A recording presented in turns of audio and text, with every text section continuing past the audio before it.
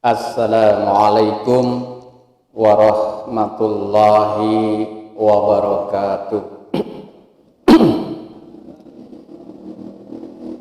Alhamdulillah, alhamdulillahilladzi khalaqal mauta wal hayata liyabluwakum ayyukum ahsanu amala wa huwal azizul ghafur. Alhamdulillah, alhamdulillahilladzi arsala rasulahu bil huda wa dinil haqq liyudhhirahu 'alad dini kullih walau karihal musyrikun. Asyhadu an la ilaha illallah wahdahu la syarikalah wa asyhadu anna Muhammadan abduhu wa rasuluhu la nabiyya ba'dah. Allahumma salli wa sallim ala sayyidina Muhammadin wa ala ali sayyidina Muhammad, amma ba'd.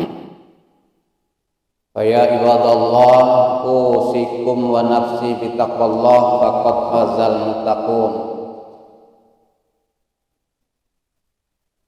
Ibu, bapak yang dirahmati Allah, pertama kali tidak ada kata yang lebih indah untuk kita ucapkan pada malam hari ini kecuali ucapan syukur kita pada Allah Rabb alam semesta atas limpahan rahmat dan karunia-Nya, karena pada malam hari ini Allah masih memberikan kesempatan kepada kita untuk bisa bersama-sama. Yang pertama tadi tentu saja bagi bapak-bapak sholat isya secara berjamaah, dan juga mungkin ada ibu-ibu yang ikut berjamaah. Dan yang kedua, kita bisa diberi kesempatan untuk bisa berkumpul pada malam hari ini, yang artinya kita masih diberi kesehatan, kita masih diberikan kekuatan, terutama kekuatan iman, karena tidak semua orang yang memiliki kekuatan iman, karena tidak memiliki kesehatan, bisa hadir pada malam hari ini. Kita memiliki dua-duanya, kesehatan dan kekuatan sehat dan kekuatan iman. Alhamdulillah. Sholawat serta salam tentu saja kita tidak boleh lupakan untuk senantiasa kita sanjungkan kepada Nabiullah Muhammad sallallahu alaihi wasallam, juga untuk keluarganya, untuk sahabatnya, untuk generasi sudah sahabat yaitu tabi'in, dan generasi sudah tabi'in namanya tabi'in sampai salafus saleh, dan sampai kita pada malam hari ini. Insyaallah kita diberi kekuatan untuk tetap istiqomah dalam melaksanakan apa yang diperintahkan Allah, dan istiqomah pula di dalam meninggalkan larangan-larangan Allah SWT. Ibu bapak yang dirahmati Allah, tidak ada satu kejadian apapun di dunia ini itu yang terjadi secara kebetulan. Tidak ada satu kejadian pun di muka bumi ini yang terjadi secara kebetulan. Semua itu atas skenario Allah Subhanahu wa taala. Di dalam surat At-Taghabun, kita insyaallah semua sering mendengar ayat itu. Surat At-Taghabun itu surat yang ke-64, ayatnya yang ayat yang ke-11, kalau tidak salah itu di pojok paling atas. Allah Subhanahu wa taala berfirman, "Ma asaba min musibatin illa bi idznillah. Wa may yu'min billah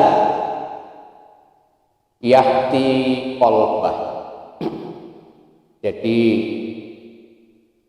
setiap musibah yang terjadi itu pasti atas izin Allah Subhanahu wa taala. Kita datang ke sini itu sudah diskenarkan Allah, ditakdir Allah akan datang ke masjid. Kita tidak tahu. Tadi sebelumnya tidak punya rencana. Semua, ya, tidak ada yang sia-sia. Nah, termasuk musibah yang sekarang menimpa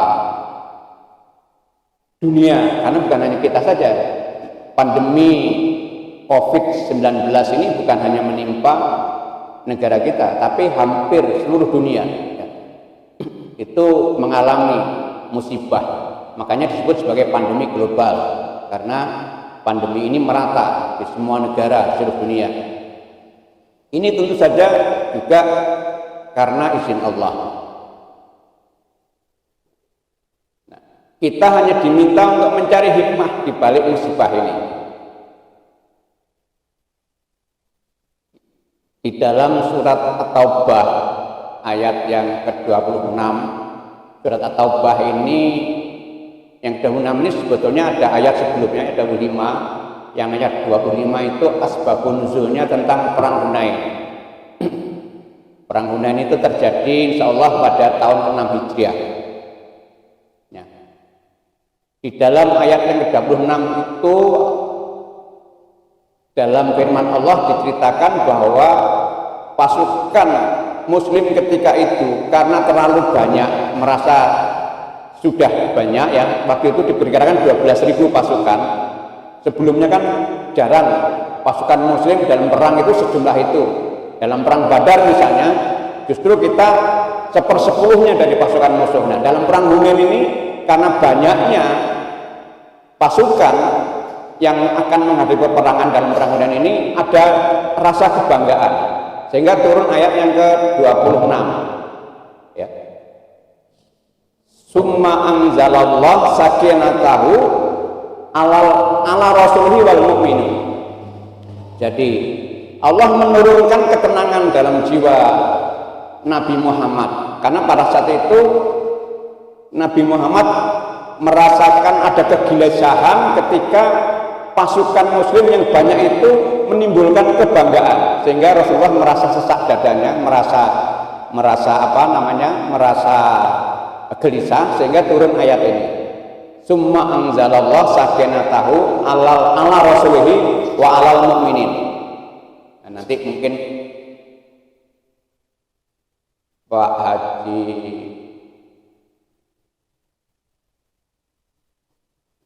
malah lupa saya, Pak Haji Warno bisa membetulkan atau bahaya bangunan. Summa anzalallah sakinatahu ala rasulihi wa alal mu'minin. Jadi ketika Rasulullah merasa gelisah karena adanya kebanggaan pasukan ketika itu, maka turun ayat ini.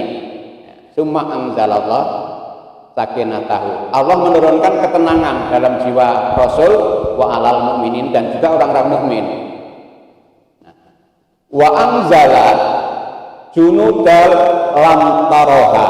Nah, di sini yang perlu saya garis bawahi. Dan Allah menurunkan junudan, bala tentara, lam taroha, yang tidak kelihatan. Wa azabal ladzi nakafaru, yang kemudian mengazab orang-orang kafir. Nah, saya kok merasakan ada benang merahnya ayat ini dengan peristiwa pandemi corona ini. Ketika, dan yang aneh kan muncul pertama kali di negara mana, Bu? Cina. Waktu itu Cina sebelumnya merasa pongah, merasa sombong, ya. Xi Jinping, presiden Cina pada saat itu dengan bangganya, dengan sombongnya berkata, saat ini tidak ada negara manapun yang bisa menaklukkan negara kami, ya. Dengan sombongnya mengatakan seperti itu. Lalu Allah tadi kok wa anzala junudal lam taroha, menurunkan bala tentara yang tidak kelihatan, ya toh? Siapa yang bisa melihat virus corona? Ada yang bisa melihat, Bu? Karena saking kecilnya, ya, tidak kelihatan.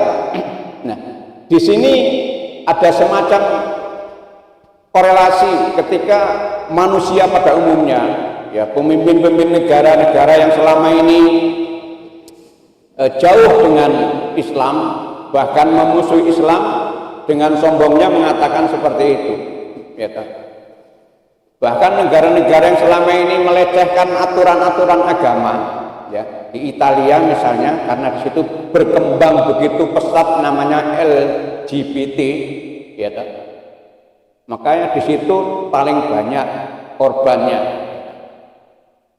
Ya, di Italia itu negara yang paling banyak LGBT-nya.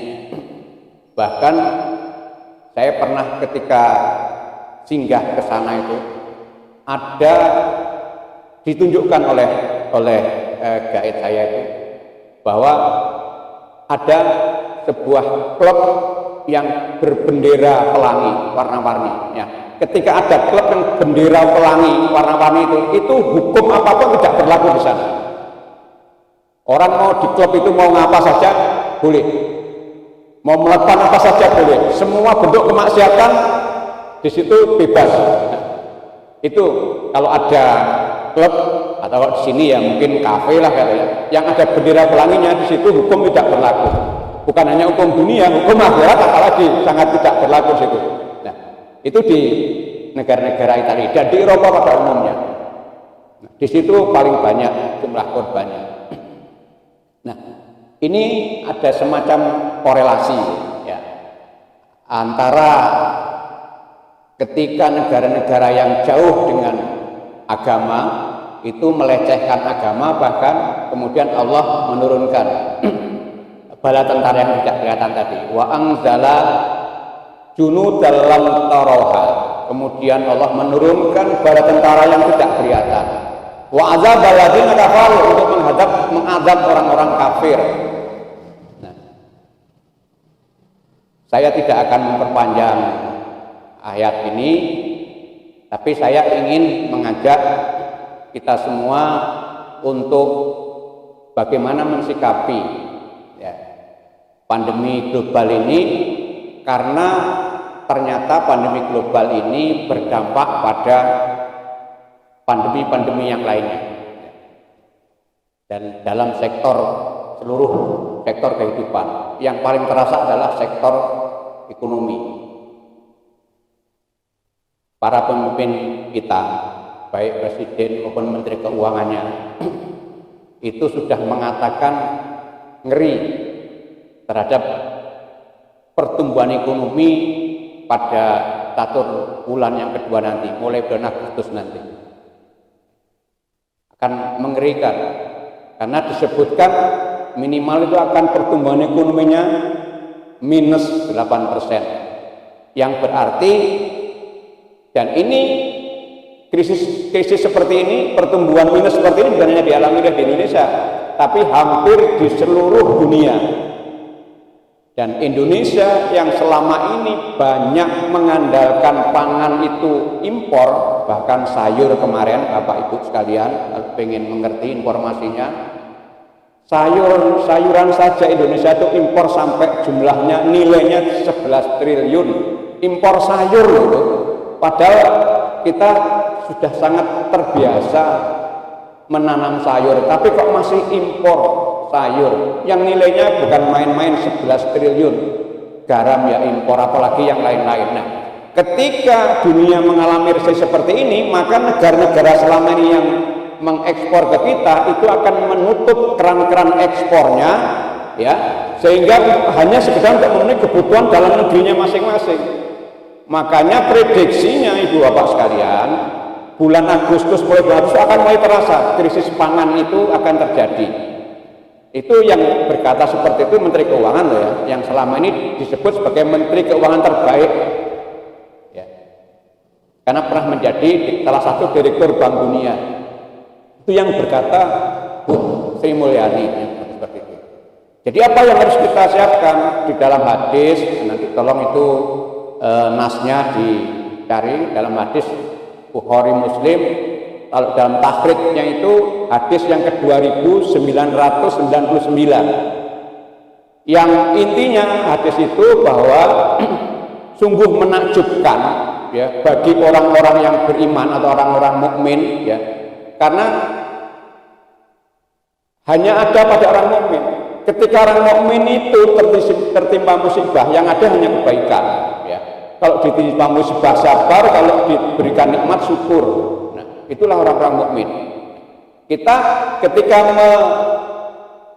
mendapati peristiwa seperti ini, pandemi COVID-19 ini yang juga merupakan pandemi global, kita tentunya mengambil sikap seperti itu, sabar. Nah, bentuk sabar bagaimana? Nah, di sini yang harus kita coba cari hikmahnya.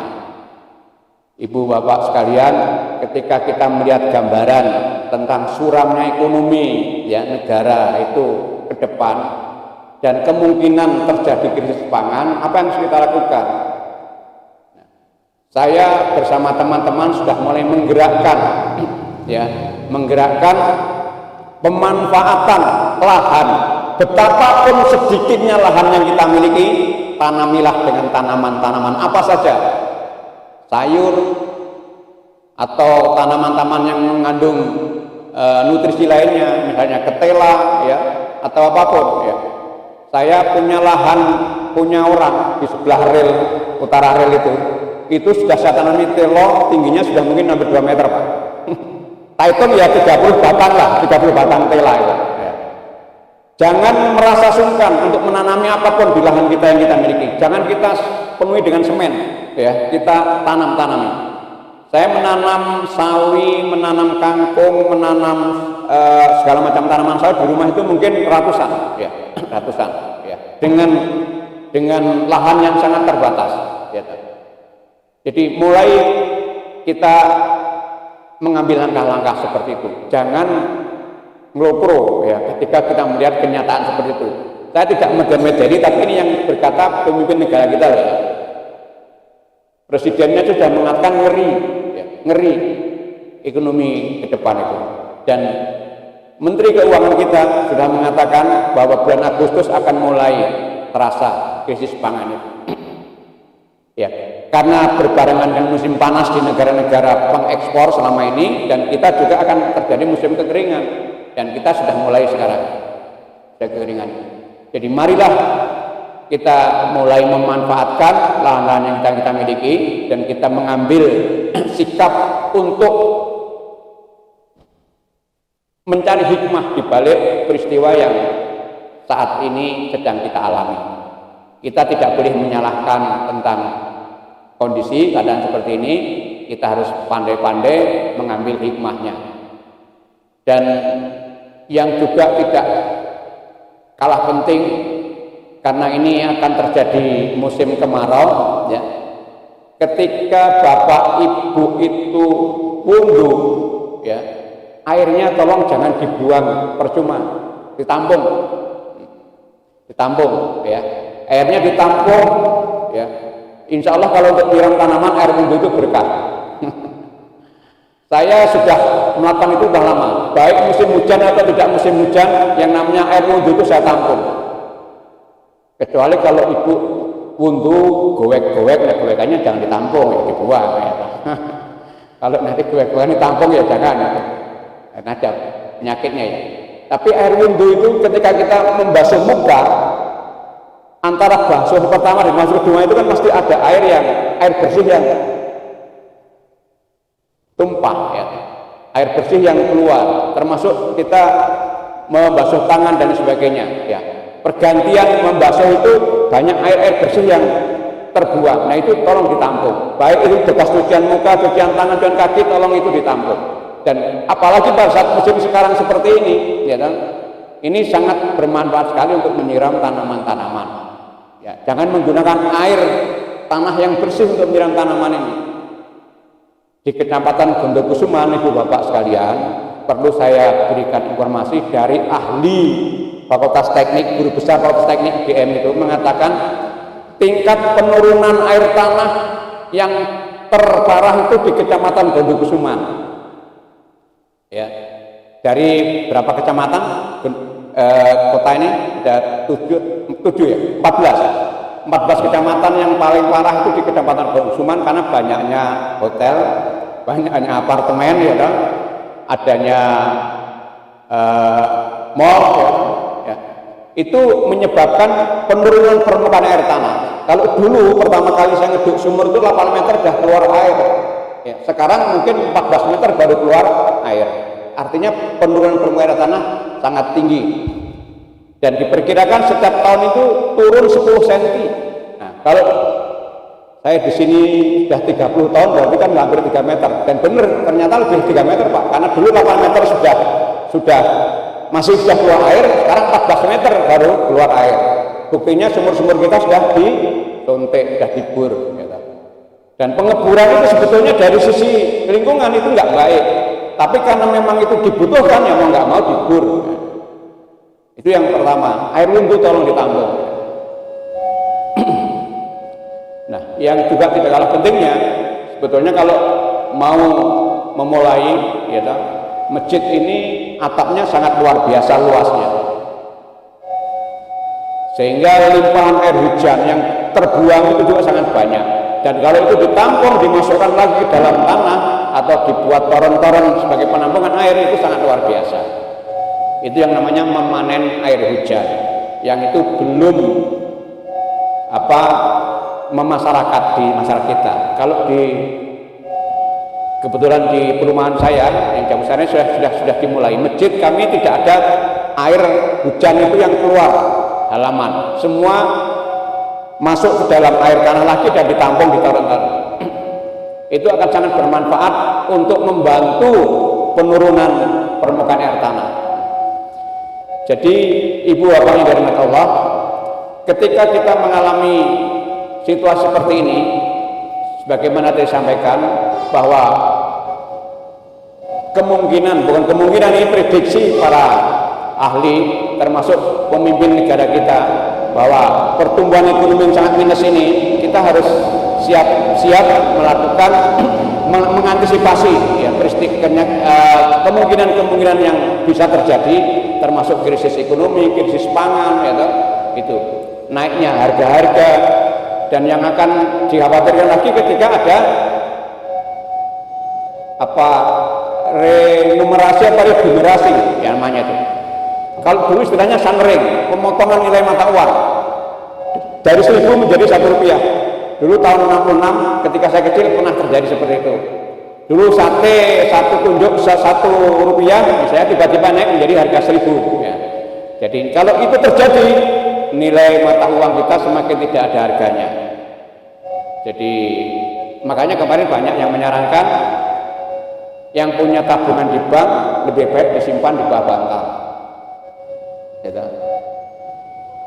Supaya, karena faktanya sekarang orang ngambil uang di bank itu nilainya lebih banyak sedikit sudah kesulitan. Bank tidak siap dengan uang.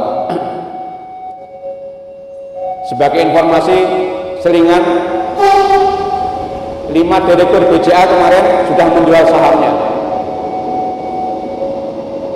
dan Menteri Keuangan sudah memberikan sinyal bahwa negara akan menitipkan sekian triliun rupiah uang kepada BCA. Saya hanya bertanya, apakah ini bukan bailout bagi ahli ekonomi? Artinya banyak bank-bank yang sekarang sudah mengalami kesulitan keuangan. Bank Bukopin di beberapa daerah sudah tidak bisa membayar uang nasabah. Ya. Nah, ini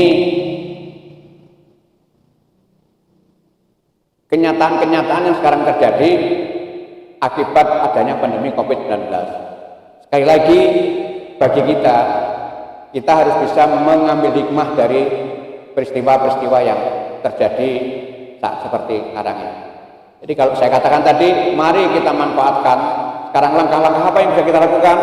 Nah, kita manfaatkan yang bagi punya lahan, betapapun luasnya, sekecil apapun luasnya, kita tanami dengan apa yang bisa menumbuhkan tanaman, yang bisa sayur-sayur, bisa ketela-ketela, ya, bisa kita manfaatkan ketika nanti terjadi krisis pangan.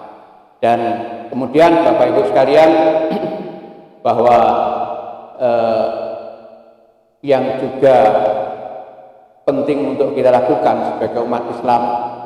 Ya, kita harus berhati-hati betul mengeluarkan yang namanya uang, membelanjakan uang. Jangan membelanjakan untuk barang-barang yang sifatnya sekunder. Ya. Jangan membelanjakan untuk sifatnya barang-barang konsumtif dalam masa-masa sekarang ini. Ya. Kecuali untuk kebutuhan makan lah. Ya. Dan marilah kita sekarang bangun kekuatan ekonomi umat mulai dari yang bisa kita lakukan.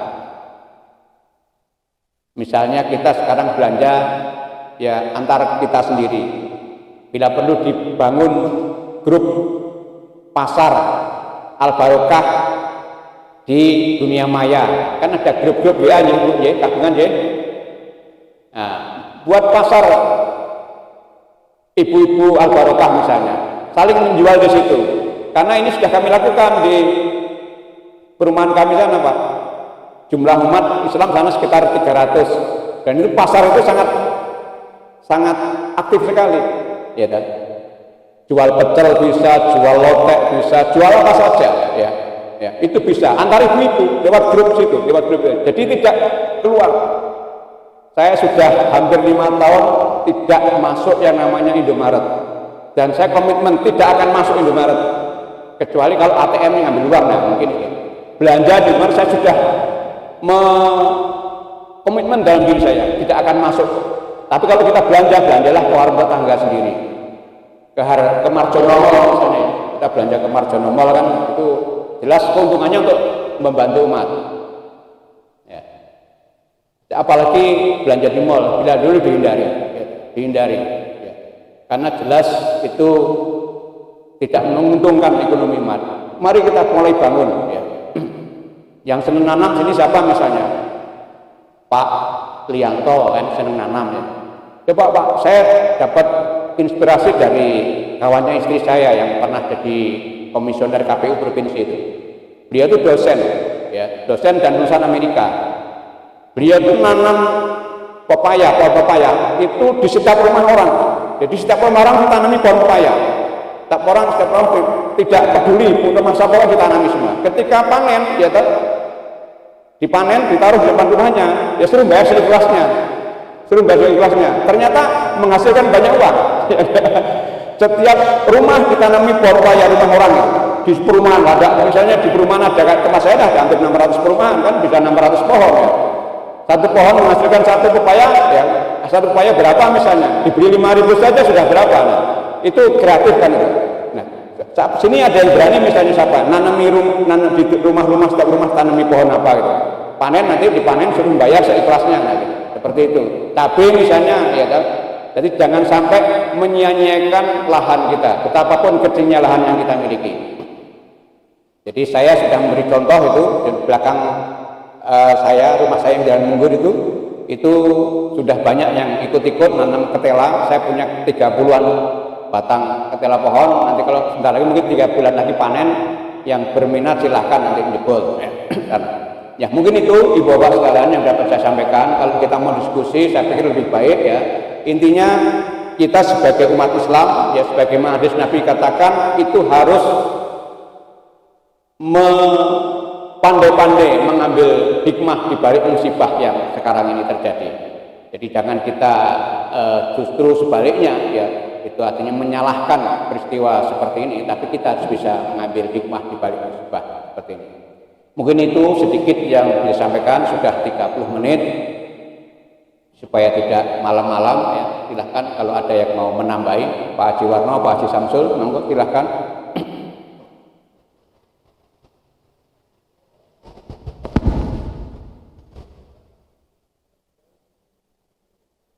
Kalau sudah tidak ada, ditutup aja ya. Karena nanti kelamaan juga nggak baik. Mungkin dari saya cukupkan sekian. 30 menit sudah berlalu dan marilah kita berdoa kepada Allah mudah-mudahan peristiwa pandemi COVID-19 ini bisa segera berakhir. Tapi yang jelas kita tetap, karena DIY belum aman ya, bagaimana edaran gubernur ya, bahwa diperpanjang sampai dengan 30 Juli ya PSBB-nya ya, sehingga kita harus tetap disiplin di dalam melaksanakan protokol kesehatan kita ya. Jadi kerumunan-kerumunan yang memang bisa kita hindari ya kita hindari, di samping kita tetap berdoa kepada Allah Subhanahu wa taala. Perbanyak istighfar, dan yang penting doa yang diajarkan Nabi, bismillahilladzi la yadurru ma'asmi syai'un fil ardi wala fis sama wa was sami'un alim. Itu jangan sampai ditinggalkan. 3 kali di pagi hari, 3 kali di sore hari. Bila perlu itu diperbanyak ya. Sama la ilaha illa anta subhanak inni kuntu minadz dzalimin, itu juga kita perbanyak sebagai wiridan kita ya, sebagai wiridan kita agar kita terhindar dari virus yang sangat membahayakan ini. Demikian ibu bapak sekalian yang dapat saya sampaikan, kurang lebihnya mohon maaf. Aku qouli hadza wa astagfirullah. Assalamualaikum warahmatullahi wabarakatuh.